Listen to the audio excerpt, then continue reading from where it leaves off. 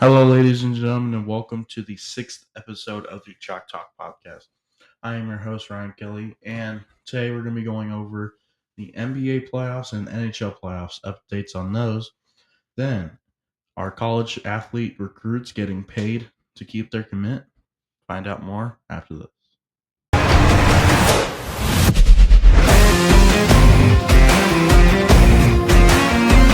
Now, Chalk Talk with Hello, and once again, I am Ryan Kelly, and we're going to start off in the college setting. And are college recruits getting paid to keep their commit? Well, Kirby Smart says high school recruits are getting paid as much as $20,000 a month by collectives to hold up their commits. And if they decommit, they are asked to return the compensation via Ross Dellinger. So they're even getting paid before they're getting paid to just stay. $20,000 a month. I'd love to get $20,000 a month. And I like how they have to pay him back. Because if you're gonna stake, if let's say I'm a commit for 2027 and I commit, I don't know, in 2025 for 2027, and that's 2 years, 2 years, 25 $20,000 a month. I mean, that's a lot. That's a lot. And that's not even including NIL. I mean, you're talking you could possibly get up to $3 million. It just depends on how long you stay. And then you gotta, of course, pay taxes on it. But then you gotta, if you decommit, you gotta pay it back. This is, I mean, it's reasonable for colleges to pay to keep a commit, and it makes sense. Should they keep doing it? I mean, yeah, but Kirby Smart, he's brought this out, and it makes sense. I think I like how I like it. I think it's a good reason because you want to keep the guy. If you're a 5-star recruit, I want to keep you on my team. I want to keep you on my team. I don't want you to leave after so long and go to another team after we just paid you all this money, and then you're probably not going to pay it back because it says they're asked to return the compensation. I mean, they don't have to, but it's the right thing to do. I mean, that's the only thing. I mean, the NCAA should make it a law if this is true, which it could be, could be, or could not be. They should make, if this is true, they should make it a rule they have to return it if they decommit from that college, and that makes more sense and would be better. So if you don't dump over 250,000, $250,000 into a player, and then they decommit before they're assigning, I mean, and they don't pay it back. I mean, the school's down a ton of money. I mean, 250,000 might not sound a lot for college. I mean, colleges, they really don't, like, most colleges don't even spend up to $5 million on their football programs and sports programs. I mean, Ohio State, they spent $20 million last year on their their football program. I think it was Mississippi State spent the lowest. They only spent $2 million, 2 point something million. I mean, if you're, this is, they got to pay it back. And if this is true, they got to pay it back. And I think I agree that they should pay to get commit to stay, but they have to return it. That's the only thing about it. Now let's move on to the NBA and NHL playoffs. Both are currently in the conference finals. But as of this recording, Oklahoma City and Florida Panthers are both moved on to the finals. We don't know who they're going to play yet. Those games are tonight. It's the Pacers and the Knicks. We're going to start off in the NBA. The Pacers and the Knicks. Indiana leads 3-1. Give me the Pacers over the Knicks, of course, because but they could pull a comeback. Knicks can pull a comeback. They got a good team. But no, the Pacers will win it. Probably not tonight, but maybe next game. I think they'll win it next game. And I mean, let's just talk about this bracket. I mean, we haven't throughout this podcast, these episodes, we haven't talked much about we haven't talked the NBA at all or the NHL. So let's just look at this bracket for a second. You start off Thunder Grizzlies. I don't know why the Grizzlies were in there. Grizzlies. They were they they did not look good at all, and that's the reason they got swept. They got swept, and they were not good at all coming in as a play-in team. Next up, this is on the West Conference side. We're going to go to the Nuggets Clippers. I mean, Clippers were actually looking strong this year. A surprise team. I didn't think they were going to make it into the playoffs at the beginning of the season, me personally. But they actually had a close series with the Nuggets, 4-3. And that's strong. Nuggets ended up losing the Thunder in the semifinals. And then the Lakers Timberwolves. Most people thought the Lakers were going to win, but they got destroyed by the Timberwolves and it was shocker. And you got Luka Doncic, LeBron. It's shocking for the Lakers to lose. They spent all this money, traded a lot of players away, got some good players.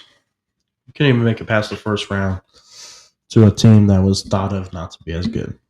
And they ended up losing in the conference finals to Thunder.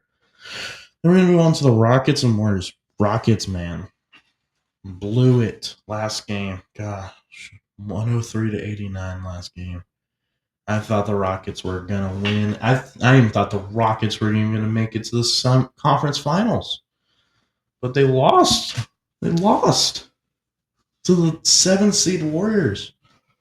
4-3 series. It was still a good series. Then we move on to the semifinals in the Western Conference. Nuggets, Thunder. I actually thought the Thunder were going to sweep the Nuggets. Nuggets were not looking good in the Clippers series. But they had a close series. And after the series, I thought the Thunder were going to lose in the conference finals to the Timberwolves after how they played against the Nuggets. And then the Warriors Timberwolves. I mean, I thought I'm a Warriors fan. I was not heartbroken, but sad to see them lose to the Timberwolves, even though the Timberwolves are a great team. I was like, come on, we're so good, and you just fall short. Well, they beat the second team, but they couldn't get past the sixth team. In the conference finals, Thunder beat the Timberwolves, of course. That finalized yesterday. Then over in the Eastern Conference, we're just going to run this through quickly because a lot of blowouts here. Cavaliers beat the Heat, swept them. Indiana 4-1 over the Bucks. Close game, final game though. It's kind of shocking. New York 4-2 over the Pistons. Pistons, man, look out for the Pistons. They went worst record ever last year. Come back, be the 6th seed in the playoffs, and actually have a close series with the Knicks, but ended up losing 4-2. Boston wins over the Magic. Magic, man, I thought they were going to be good. I thought they were a shocking 7-2. I had them in the conference finals to play the Cavaliers. Cavaliers, which ended up being messed up by the Celtics, who destroyed them 4-1 in the series. In the semifinals, Cavaliers and Pacers. Pacers destroyed the Cavaliers 4-1.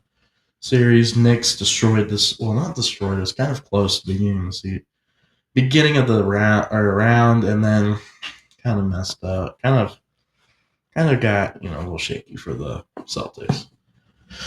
But still, Knicks won 4-2. And then tonight, as of May 29th, the Pacers and the Knicks are playing.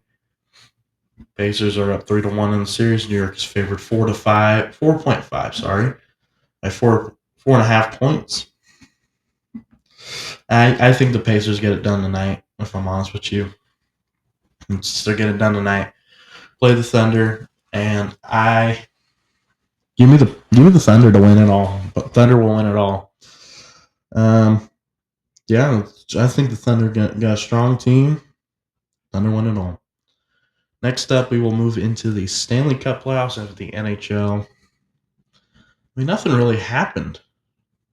The nothing really happened. Got like they the Eastern Conference was a blowout. Western Conference was more of a. I mean, it was close in the first round. 4-3 Winnipeg, 4-3 Dallas, 4-2 4-2 King or sorry, cannot speak. Golden Knights, 4-2 almost said the Lakers. Kings. I mean, the closest series. And then you get over to the East, 4-2, 4-1, 4-1, 4-1 blowouts. Nobody. 4-2 for the Toronto, 4-1 Tampa, or sorry, 4-1 Florida, 4-1 Washington, 4-1 Carolina. Moving on to the second round was actually a close round for kind of some. Some of it was a close, except that Edmonton Golden Knights game. Sorry. Um, and that Florida Toronto. I was Toronto, man. I was like, Toronto, you gotta win. Game seven, and they lose 5-2. Oh my! I was watching. I was like, I'm not a Toronto fan, but I wanted Toronto to win so bad. Drop a comment down below if you wanted Toronto to win in Game 7. And then we move on. As you see, 4-2 Dallas, 4-1 Edmonton, 4-1 Carolina, 4-3 Florida. Eastern Conference and Western, the finals, conference finals. Edmonton, right now we all know Florida is in the finals, confirmed, locked in. But Edmonton and Dallas, they played tonight. I think I think Dallas wins this one, but then the next game Edmonton will take it, and it'll be a 4-2 win. Edmonton could take it tonight, but Dallas has got a strong team. They're gonna be mad. I'm pretty sure it's at Edmonton for this matchup. Wait, no, it's at Stars because it started in Dallas. I think Edmonton wins it and then wins the finals. Yeah, call me crazy. Edmonton wins it all. I think not because they're a strong team. They're gonna want to beat the reigning champs. They want to bring the cup back to Canada. But even though they have a strong team, they want to bring it back to Canada and want to beat the reigning champs. But that is all for today's episode. In the next episode, we will have Kyle back on. We'll have Kyle back on going over the Heisman candidates for the upcoming season early, and also our thoughts on the new format of the 12-team playoff. We'll see you guys in the next piece.